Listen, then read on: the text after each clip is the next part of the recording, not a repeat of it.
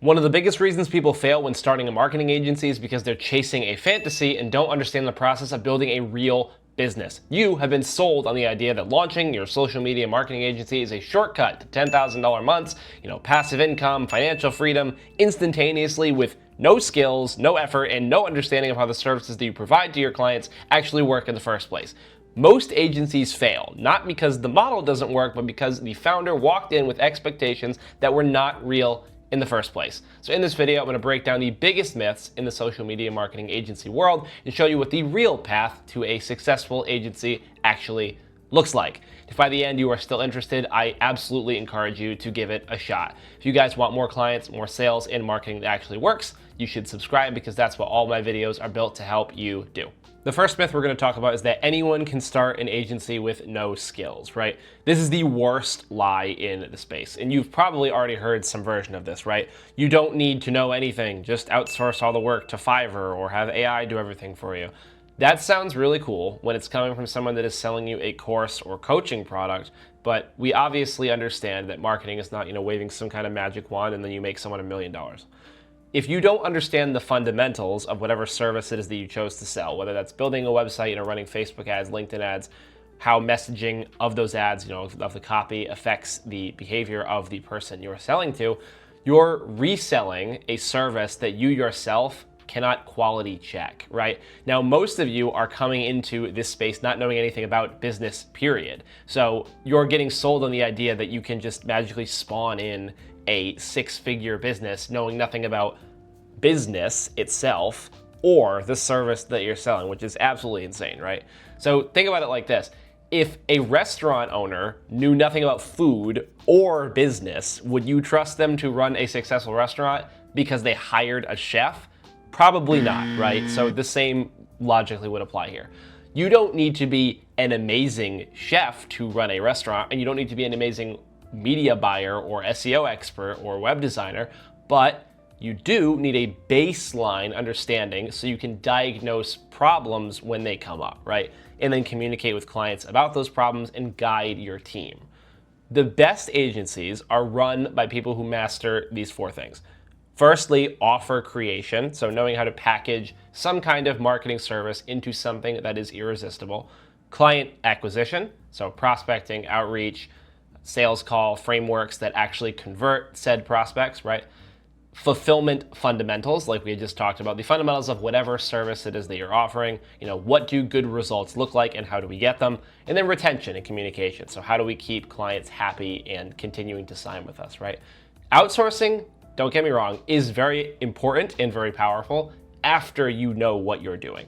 But trying to outsource your way to success without any skills will be a very large waste of your time and money. Now, the second myth we're going to be talking about is that you will make $10,000 a month in 30 days, right? Now, this is a very common pipe dream that's sold to you on these websites where they're selling coaching and courses, where they tell you, $10,000 in your first month is really simple and it's really easy. But think of it like this. Most of us that are building these agencies are going to have full-time jobs. We might have families. You might still be in college, and trying to build a business with one of those things going on is not an easy feat at all, and you should be very proud of yourself for taking on this kind of challenge. Now, of course, there are exceptions to that rule if you have an exceptional work ethic or your circumstances are a little bit different, and if they are, I absolutely encourage you to become one of those exceptions. But for the majority of people, building a real business takes a lot of time, right? Now, because this is your first business, you're learning how to sell, how to deliver, how to manage clients, all while you're building a personal brand and showcasing, what you're doing on the internet. And that is not a 30-day process, whether you like it or not. A more realistic timeline, based on my almost decade of experience in this field, looks something like this. Your first 3 months are about learning, building your offer, setting up some very basic systems to deliver your services, and building your network, right? Months 4 to 6, you're landing your first few clients and you're delivering some results.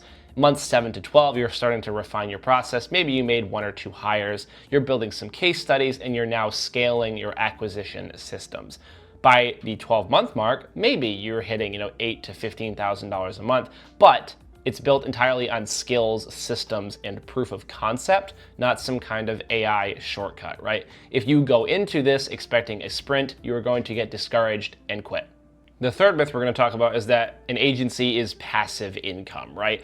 This is another really persistent lie that is told, that an agency is some kind of machine to spawn dollars out of thin air with no work, right? You just sign some clients and you tell some guy on Fiverr to do the work and then you live on a beach, dude.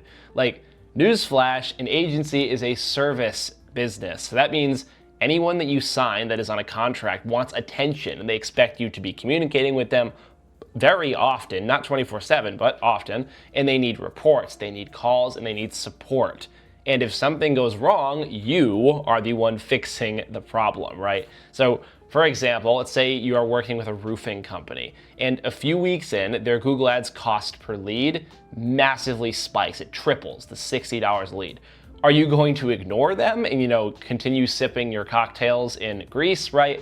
No, you're going to be hopping on a call to figure out if it's the location targeting, the copy, or competitor impression share, because that is your responsibility as a business owner. Over time, yeah, of course, you're going to build systems and a team that reduces how much you as the owner are needed on the day-to-day, but that's a several year process, not some kind of 2-week, idea to passive income. And even then, you're still running the business and you're not collecting rent checks.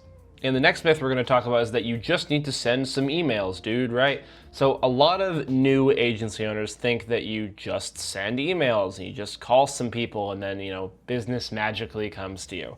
But outreach is not the business. It is just a vehicle that gives you business, right? So if you have anything else wrong with the business, whether that's your offer, your sales skills, your follow-ups, no amount of outreach will get you the clients that you need to build a sustainable agency. So here's a really simple example of that. So let's say 2 agencies are sending 1,000 emails, right? Agency A is saying that we do Facebook ads for local businesses. But agency B says we help dental clinics add $50,000 in monthly revenue within 90 days, guaranteed, without discounting or overworking their staff. Same exact effort is put in by both businesses by sending emails, but they get wildly different results because agency B is selling a transformative outcome, not just a service, right? Outreach always works better when your offer is irresistible and clear to your ideal customer. Otherwise, you're just spamming, right? Now, this is not even to mention that you probably right now dramatically underestimate how many no's and angry replies you're going to get via email and on the phone. Okay. During your outreach efforts, right? So here are the stats, really simple, for cold email and cold calling. You guys can read those and see just how grim they actually are. Now, long story short, high volume is very much necessary for B2B sales. You should expect very brutal and very dismissive rejections, right?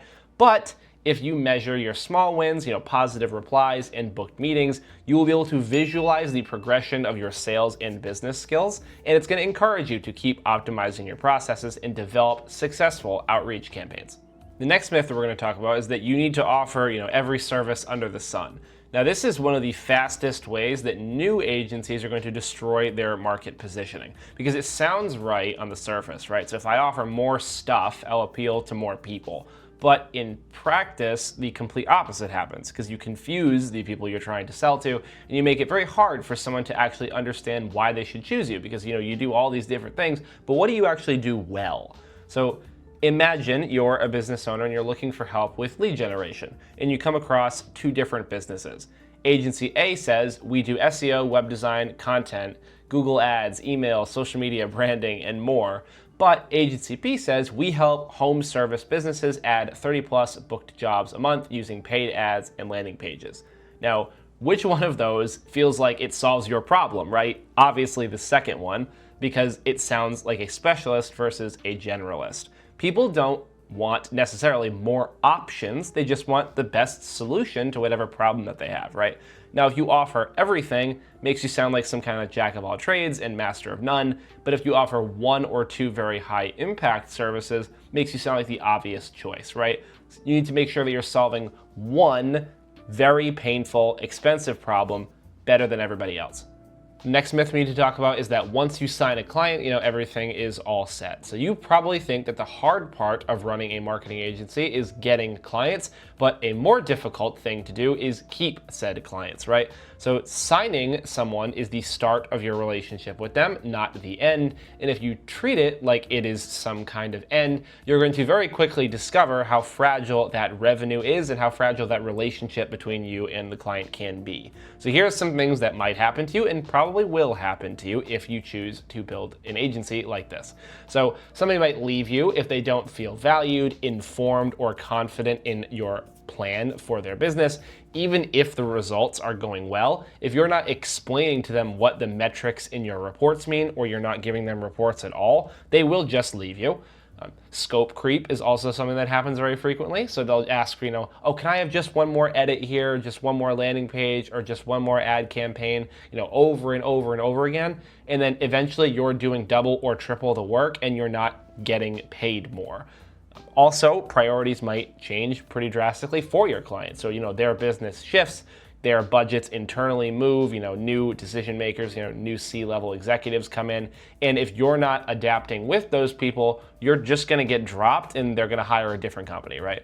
So retention is not a passive act, it is active. So it's communication, educating your clients, setting proper expectations, and then solving problems proactively, so before they come up. So, showing these clients that you're not just some service provider they're shelling out a couple of $1,000s a month to, you're a partner that is invested in the growth of their company.